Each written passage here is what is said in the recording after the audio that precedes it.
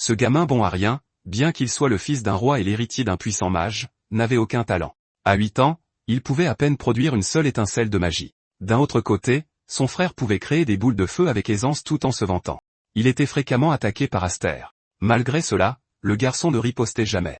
Il s'enfuyait simplement comme si sa vie en dépendait.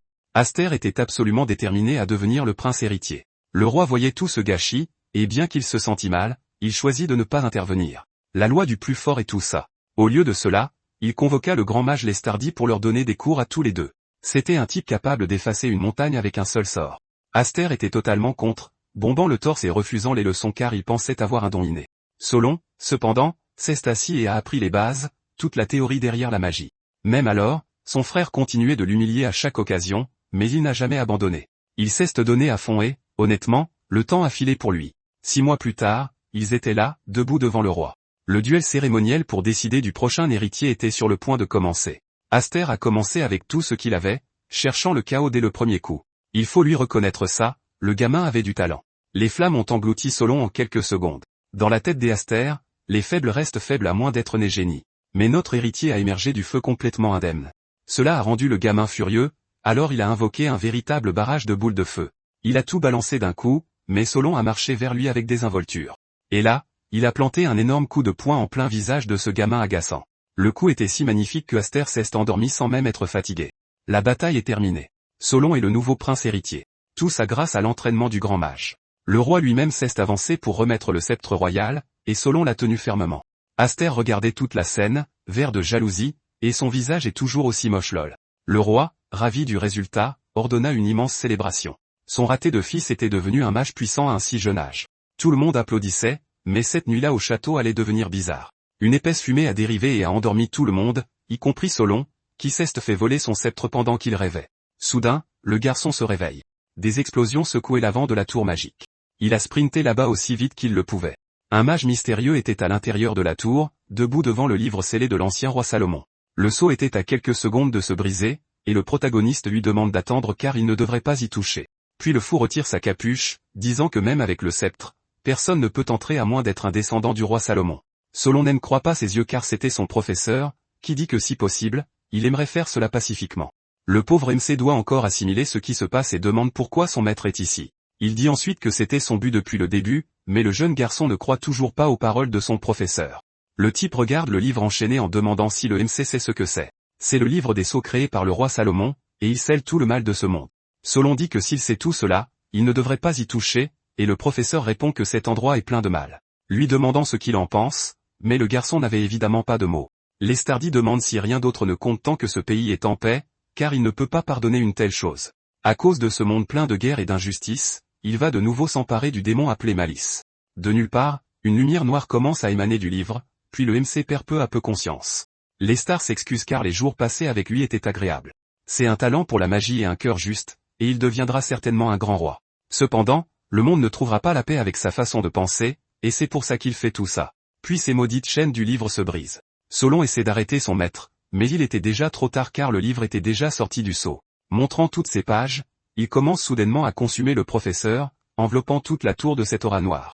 Peu après, une voix s'élève pour dire que ce moment est enfin arrivé car elle a attendu longtemps. Après tout, il devrait profiter de tout ça. Quelque temps plus tard, notre garçon se réveille, tout ficelé dans la tour, alors que la ville est complètement en flammes. Il ne comprend toujours pas comment il s'est retrouvé dans cet état, et à ce moment, il entend quelqu'un rire. Un monstre enflammé était à ses côtés, et Solon demande qui est là. La forme de cet être apparaît, demandant s'il ne le reconnaît pas et ne pas savoir qui il est juste à cause d'un petit changement est assez triste. Le MC continue d'observer cet homme, voyant une ressemblance avec son professeur, ne croyant pas que c'est lui qui a causé tout ce chaos dans la capitale. Dans la ville, il y avait une famille qui essayait d'échapper à la pagaille. Cependant, il était déjà trop tard pour quoi que ce soit, car même les chevaliers de la capitale tremblaient de tout leur être, demandant ce qui se passait car il y avait un nombre immense de monstres dans toute la zone. Le capitaine leur ordonne de ne pas paniquer car les soldats doivent protéger le peuple à tout prix. De nulle part, le sol commence à trembler, et les figurants tombent déjà. Le reste des chevaliers regardaient tout avec désespoir alors que tous leurs compagnons étaient décimés petit à petit. Et soudain, une limace apparaît, rampant sur leurs compagnons. Les pauvres âmes étaient déjà devenues des encas pour la créature. Pendant ce temps, un des chevaliers observe en silence et essaie ensuite de charger la limace, mais à ce moment-là, il reçoit un coup de poing au visage. Apparemment, il y avait aussi des golems de pierre à cet endroit. Dans la capitale, un nombre immense de monstres particuliers demeurent et les soldats n'avaient aucune chance contre eux, encore moins les citoyens qui seraient les premiers à être décimés. Le pauvre MC n'avait d'autre choix que de tout regarder de loin. Après tout, son royaume entier se perdait petit à petit. Son professeur sous forme démoniaque, voyant son élève, demande si ses larmes sont de tristesse ou de colère. C'est exactement l'émotion que le propriétaire de ce corps portait, et il semble qu'il voulait que le protagoniste la ressente. Après tout, le propriétaire du corps les haïssait tous, mais Solon refuse d'accepter tout ça. Le démon dit que dans ce monde chaotique, voir seulement eux vivre en paix devait sembler insupportablement sale et méprisable. Évidemment, il ne se soucie de rien. Cependant, cette émotion est magnifique. Alors Solon dit que ce n'est pas son professeur, demandant qui il est vraiment. Le monstre sourit, révélant sa forme, dit qu'il est un démon, laissant le pauvre encore plus ébranlé par ce qu'il vient d'entendre. De nulle part, il commence à avoir de violents maux de tête. Le démon dit que cette douleur est le sceau lui-même imposé autrefois par la famille royale, et c'est ce qui les a fait devenir des démons. Leur existence même a été oubliée par ce monde, car c'était la seule façon d'effacer les démons. Cependant, le garçon, bien qu'encore piégé, était extrêmement irrité. Le démon le félicite, disant qu'il s'est souvenu de tout parfaitement. C'est aussi une mauvaise personne, et les descendants de Salomon ont enfin accompli leur devoir, demandant ce que ça fait de vivre la fin de cette mission de leurs propres mains, et si ça s'avère douloureux. Après tout cela est incroyable et les démons existent dans ce monde. À ce moment, tout autour commence à trembler. Avec un sourire aux lèvres, le type dit que le moment est venu, et il semble qu'il veuille aussi le saluer. Un être géant de feu s'approche de la tour. Lestardi dit que le nom de ce monstre est en vie, et on dit que le prince Salomon avait plusieurs noms. Puis l'être commence à rire, disant que même s'il l'a vaincu et est devenu prince, c'est pathétique. Puis il est révélé que c'est en fait son pauvre frère, et Solon est surpris, demandant pourquoi il est sous cette forme. Aster dit qu'il a un cadeau pour son cher frère, et notre garçon est choqué de voir cette scène. Se souvenant de tous les moments passés avec sa famille, et Aster dit que quelqu'un qui choisit une ordure comme lui ne peut pas être son père. À cet instant, le protagoniste devient furieux. Parvenant à se libérer des chaînes, il se jette sur son frère sous cette forme monstrueuse. Il frappe le garçon, mais pour Aster, tout cela est inutile. Apparemment, ce gamin était devenu bien plus fort que Solon et le projette au loin sans effort. Le garçon tombe au sol blessé, et le pire, c'est qu'il se relève, et cette limace d'avant apparaît derrière lui.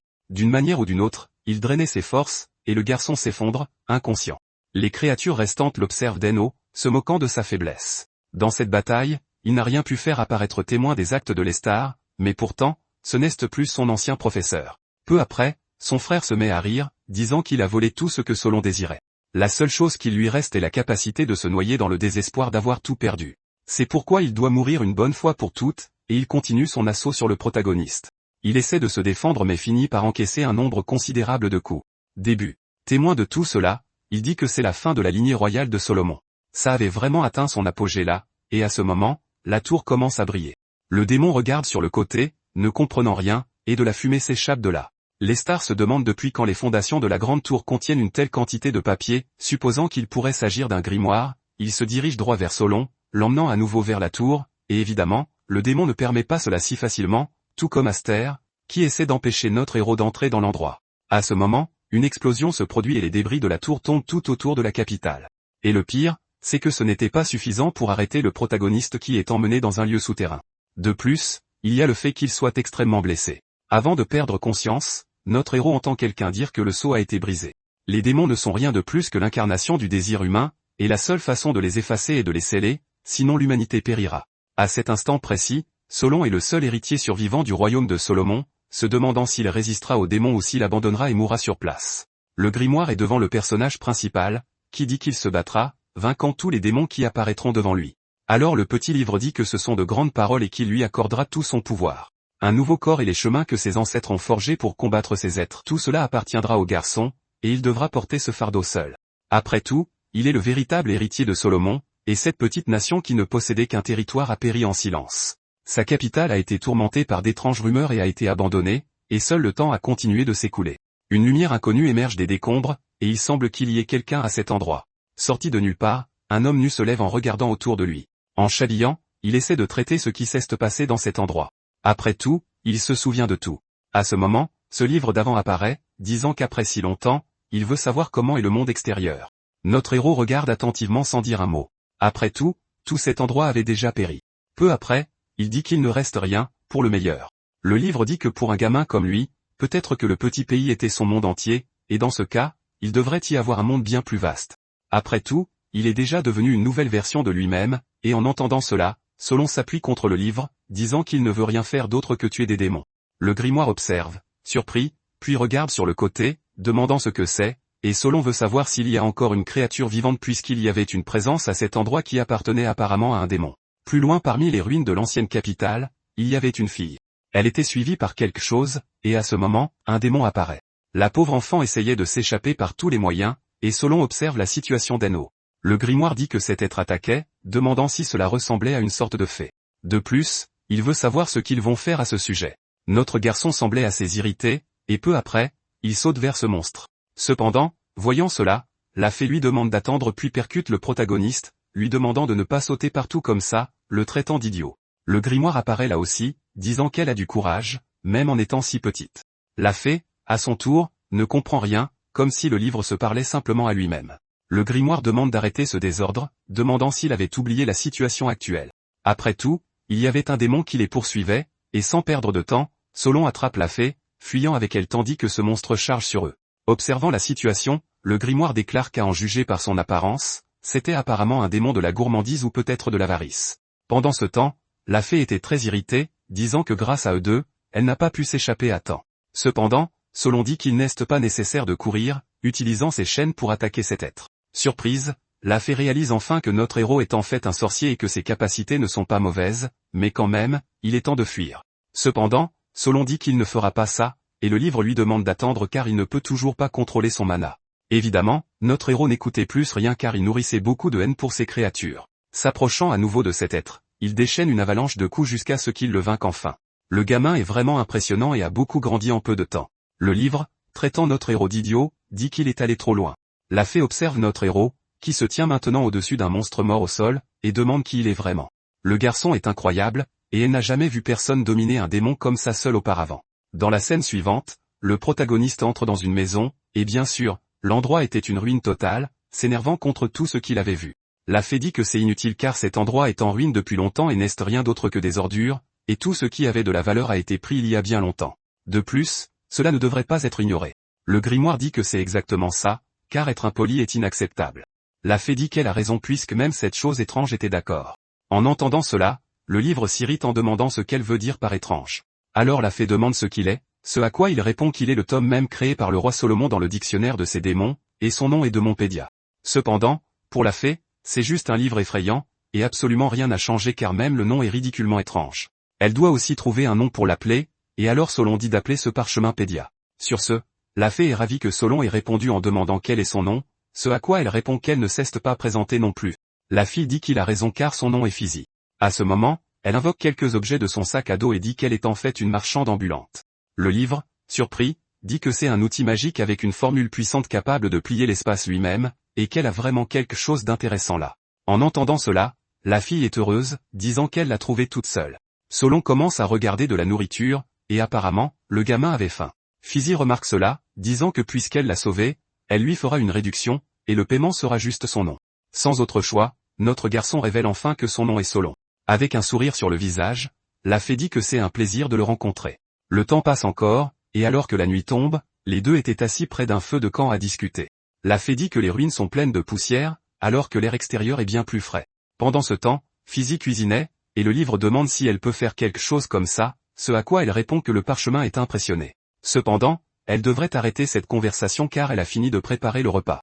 Solon regarde ce pain avec surprise, et en le mangeant, il réalise que c'est vraiment très bon. Physi demande s'il a aimé, et bien sûr que oui, car le gamin ne s'arrête même pas pour dire un mot. Changeant de sujet, le grimoire dit qu'à en juger par cet endroit, il semble être en ruine depuis longtemps. Surprise, la fée demande s'il ne sait rien à ce sujet, et il est en effet assez étrange. Après tout, cela fait presque 10 ans et tout le monde s'est soudainement souvenu du mot démon. Puis ils ont commencé à apparaître partout comme s'il s'agissait d'une peste. Pour résumer, c'est le chaos total, et des villes et des nations ont été complètement anéanties, et cet endroit en faisait partie, et personne ne sait exactement quand c'est arrivé. En entendant cela, le livre dit qu'il comprend. Tout ce qui s'était passé auparavant avait simplement sombré dans l'oubli, devenant juste un petit souvenir du passé. Cependant, le protagoniste se souvenait vivement de son passé. Puis le grimoire dit qu'il avait appris à Solon à combattre les démons. Mais ce qu'il a fait à l'instant était différent, et ce n'est pas la façon de combattre ces êtres. En entendant cela, Solon a demandé au parchemin de se taire. Cependant, pour le grimoire, s'il continue comme ça, il ne gagnera certainement pas. Notre héros reste silencieux, mais à ce moment, il entend un bruit. Il réalise rapidement la situation, et le grimoire dit que c'est exactement ce qu'il pensait. Après tout, il y avait un autre démon à cet endroit. Solon observe en silence alors que la petite fée dort déjà. Le démon devant lui avait l'intention de dévorer un humain encore conscient. Notre héros remarque que l'homme est encore en vie, et peu après, il commence à supplier pour sa fille. Cependant, il était déjà trop tard car l'homme avait déjà trépassé, et tout cela s'était produit une fois de plus devant le protagoniste. Un souvenir surgit dans son esprit, la même scène qu'il avait vécue avec son père et sa mère. À ce moment-là, il invoque à nouveau sa magie, liant ce démon avec ses chaînes magiques. Le garçon se battait maintenant par pure haine, et la fée se réveille sans comprendre ce qui se passait. Le grimoire, avec elle, regardait sans bouger un muscle, ou plutôt sans tourner une page. Le protagoniste était rempli d'une rage pure, portant des coups à cette créature. Pourtant, il n'était pas fait de fer car il se fatiguait rapidement. Peu après, le grimoire le traite d'idiot, disant qu'ainsi il ne vaincra jamais les démons. La fée dit que depuis l'apparition des démons, d'innombrables guerriers et sorciers les ont défiés. Au début, tout le monde pouvait se battre, mais ceux qui ne pouvaient pas tuer revenaient simplement, beaucoup plus forts qu'avant. Finalement, le moral de tout le monde s'est brisé et ils ont abandonné. À la fin, ils ont été dévorés par les démons. En les regardant tous les deux, ils avaient probablement voyagé longtemps, donc ils ont dû voir ce genre de choses d'innombrables fois. Il semble aussi que ce démon ait des vues sur Solon, donc il vaut mieux partir d'ici rapidement. Les deux écoutent ce que la fée a dit en silence, et peu après, le livre frappe le protagoniste. Il lui demande de rester calme, car s'il perd son sang-froid, il n'accomplira pas sa mission. Non seulement cela, mais il pourrait aussi être dévoré par des démons. S'il cède simplement à ses émotions, il finira comme son frère, et en entendant tout cela, notre héros accepte en silence. Pendant ce temps, la fée demande ce qu'ils font. Après tout, ils devraient partir bientôt. Solon, ainsi que son grimoire, ne comprenaient rien du tout. Lui demandant si par hasard elle voulait venir avec eux, la fée répond sans vergogne que oui. Elle est peut-être une marchande ambulante, mais ce n'est pas comme si elle avait un autre endroit où aller, et les deux semblent intéressants, alors elle se joindra à eux. Observant la situation, Solon dit qu'elle est assez étrange, et la fée s'énerve, disant qu'il est la dernière personne de qui elle voulait entendre ça. À ce moment-là, le même bruit d'avant résonne à nouveau. Déduisant la situation, la fée réalise que cela venait de cette direction. Le groupe s'approche pour voir ce qui se passait, et à cet endroit, il y avait un autre démon dévorant d'autres personnes. La famille regarde la situation avec désespoir, incapable de faire absolument quoi que ce soit. Notre héros devient de plus en plus furieux, se souvenant de ce vieil homme qui avait parlé plus tôt de sa fille. Il essaie d'intervenir dans la situation, mais le livre l'appelle, lui demandant de ne pas refaire la même erreur. Notre garçon entend juste cela et peu après demande aux deux de fuir. Cependant, ils étaient trop secoués pour le faire. Sans perdre de temps, Solon utilise ses chaînes pour tenter d'emprisonner le démon devant lui. Il appelle son livre, qui dit avoir déjà compris la situation. À ce moment-là, il commence à briller en utilisant sa capacité de recherche. Avec les informations qu'il avait recueillies, il a trouvé quelque chose, ce démon s'appelle Gob, classé numéro 172 dans la gloutonnerie. En entendant cela, le garçon devient encore plus en colère et charge le monstre. Le grimoire dit que maintenant qu'ils savent tout sur ce démon, il peut le manger. Ainsi, Solon charge à nouveau, portant une rafale de coups qui laisse la créature paralysée. La fée regarde tout cela de loin, disant que c'est vraiment incroyable. Cependant, c'est exactement comme avant, et le parchemin dit qu'elle a raison. Un démon ne peut ni mourir, ni être détruit, et encore moins disparaître. Et peu importe à quel point on essaie de le détruire, son existence ne sera jamais effacée. Cependant, pour Solon, tout cela est complètement différent. Il est le seul descendant du roi Salomon, et en absorbant le démon dans son corps, il est le seul à pouvoir le sceller. La fille est surprise par ce qu'elle vient d'entendre alors que Solon, à son tour, utilise un cercle magique pour tenter de sceller cette créature. Le grimoire dit que c'est lui qui a enseigné à Solon la seule façon de sceller les démons. Pourtant, ce gamin, même en scellant cet être, avait du sang dans les yeux. Ce démon finit par se transformer en fumée violette, s'élevant vers le cercle magique du héros. Apparemment, le scellement avait fonctionné, et Fézi dit que Solon absorbait tout cela en lui-même. Et c'est comme si le garçon lui-même était devenu une sorte de démon, et la mère du garçon dit que tout allait bien maintenant. Peu après, Fézi regarde en arrière en demandant ce qui est arrivé à Solon, car il a vaincu le démon mais ne bouge pas. Et le grimoire dit que c'est probablement parce qu'il se battait pour la première fois et qu'il apprend essentiellement ce que sont les démons. Il a eu le corps déchiqueté par un démon quand il était enfant, mais il a quand même gardé son corps pour devenir un dictionnaire du mal.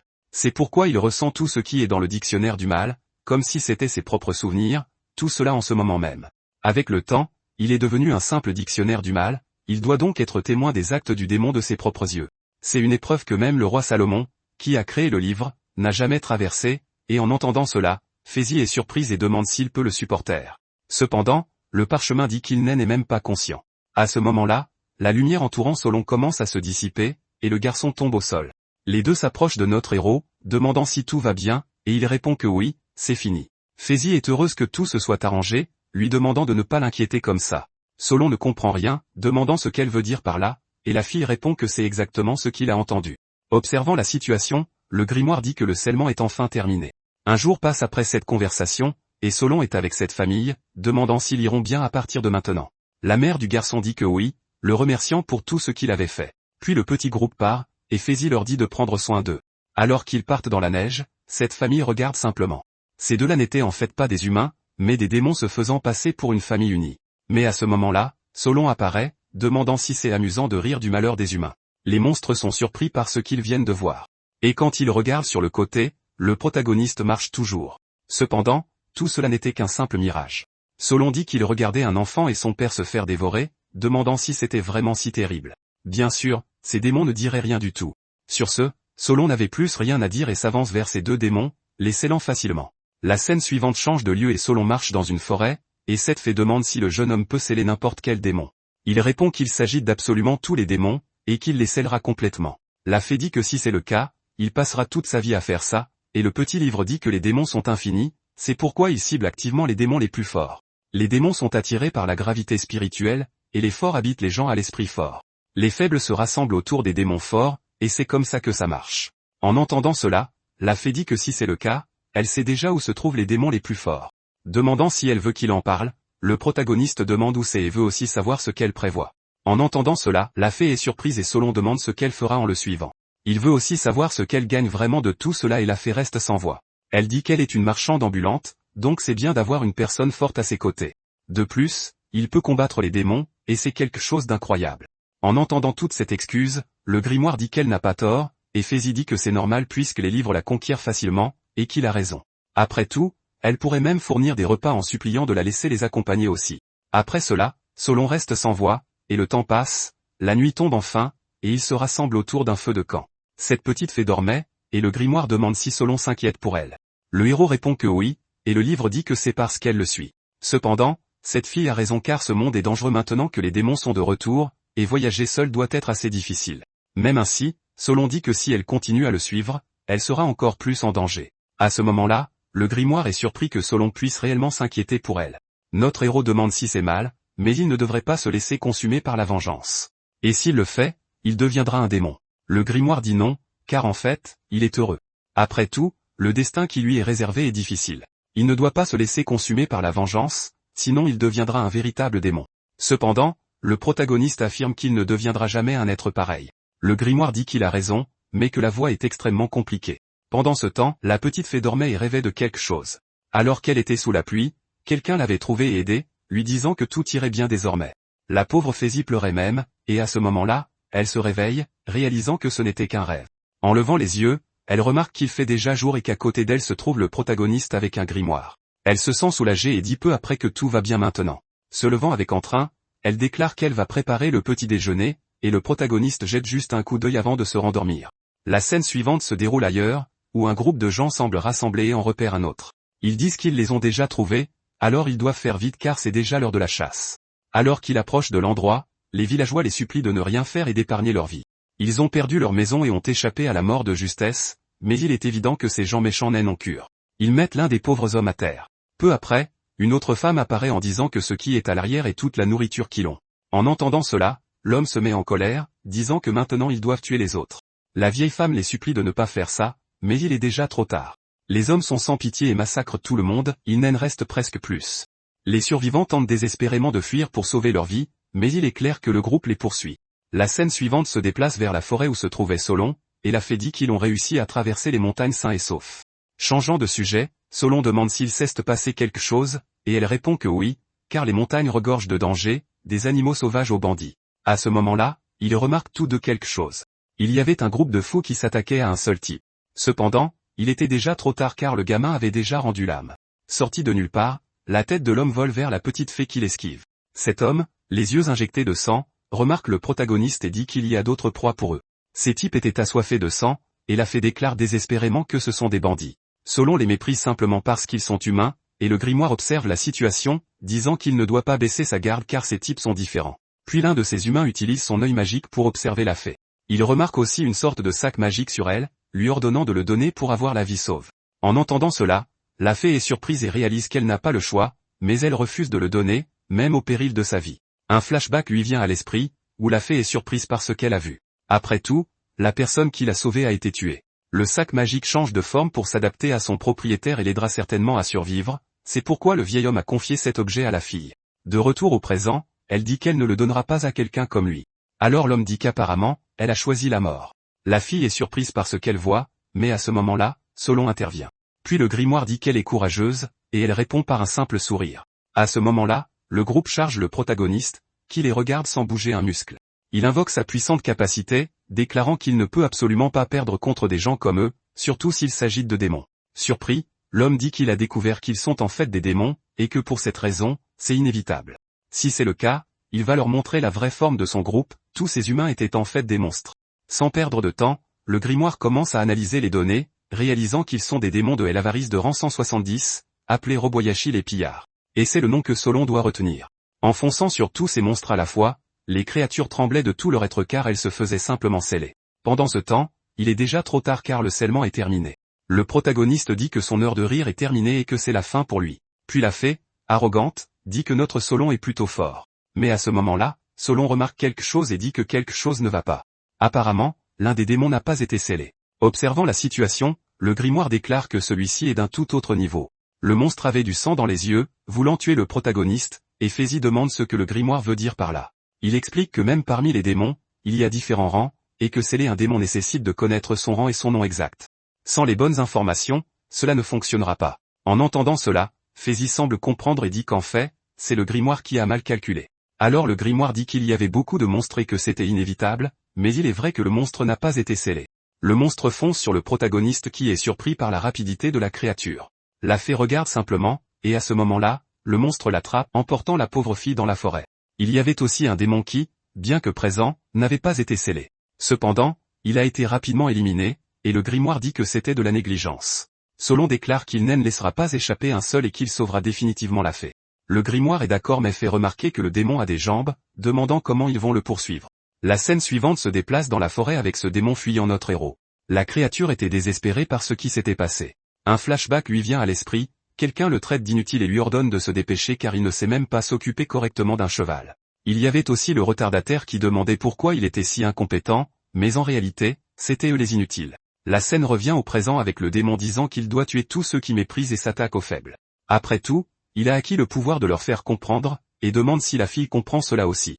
Cependant, elle lui dit de ne pas la chercher, car elle n'a pas peur de quelqu'un qui ne peut se battre qu'en devenant un démon, et pour cette raison, elle ne deviendra pas comme lui. En entendant cela, le monstre devient encore plus furieux, disant que si c'est le cas, il va la tuer. Mais à ce moment-là, Solon apparaît au-dessus du démon. Le grimoire déclare qu'il est El Avaris, rang 65, nommé Dariach. Surprise, la créature réalise que notre héros l'a rattrapé, mais il est déjà trop tard car le jeune homme a utilisé sa capacité de chaîne. Utilisant l'arbre pour se rapprocher de la créature, le démon regarde tout avec surprise puis reçoit un coup, faisant tomber Fézi, mais le grimoire la rattrape. Irrité, Solon dit que le monstre est très problématique et que c'est la faute du grimoire d'avoir tout gâché, mais au moins il a réussi à le sceller facilement. Quelque temps plus tard, Solon marche à travers des ruines en demandant où sont les démons que Fézi connaît. Elle dit qu'ils le découvriront en allant un peu plus loin, mais le grimoire insiste sur le fait que cette information est importante et ne doit pas rester secrète. En entendant cela, Fézi dit qu'elle n'a pas le choix et prévient que c'est dans un endroit d'une ville abandonnée. Apparemment, il manquait quelque chose à cet endroit. Il y a beaucoup de gens qui s'endorment devant les portes. Le grimoire dit qu'il comprend, demandant si elle ne peut pas dire ce qui se passe à l'intérieur. Fézi acquiesce, disant que ce doit être l'œuvre d'un démon, et le grimoire déclare que ce n'est pas possible avec la magie, mais que c'est quand même une possibilité. Cependant, Solon n'est pas capable de faire ça. Pendant ce temps, notre héros disait silencieusement que si une telle chose arrive, ce serait l'œuvre d'un grand magicien ou d'un sage. Cependant, la probabilité que ce soit un démon est plus grande, et cela vaut au moins la peine de vérifier. Il veut tout de même savoir si elle a une raison d'y aller, et si elle veut qu'il lui fasse vraiment confiance, elle doit être honnête, demandant si Solon n'a pas travaillé dur pour la sauver de ces bandits auparavant. En entendant cela, la fille est surprise. Demandant si Solon n'a pas fait ça pour vaincre les démons, le démon acquiesce, mais dit qu'il a quand même poursuivi les monstres de toutes ses forces pour la sauver. Après toute cette conversation, Solon se sent embarrassé, et la fille sourit après avoir tout appris, demandant s'il est vraiment quelqu'un d'aussi mignon. Elle devenait aussi assez embarrassée, après tout, la différence entre les deux est assez grande. Cependant, s'il insiste, il pourrait trouver un moyen, puis Solon s'énerve et attrape la fille. La scène suivante se passait déjà de nuit, et le groupe a enfin trouvé le fameux village. Alors qu'il approchait de l'endroit, la fée a dit qu'il devrait demander à y séjourner. Solon a demandé si elle connaissait déjà les lieux, et la fée a répondu que oui, mais seulement d'après les rumeurs qu'elle avait entendues.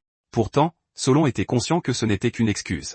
Changeant de sujet, le grimoire a mentionné qu'être dérangé et causer du tapage est aussi problématique, c'est pourquoi il leur laisserait les négociations avec les villageois. Le temps passant, le groupe marchait à travers le village, mais il y avait encore quelque chose d'étrange. Fézy a posé la question, et il ne semblait pas que tout le monde soit très fatigué, ce que Solon a aussi remarqué.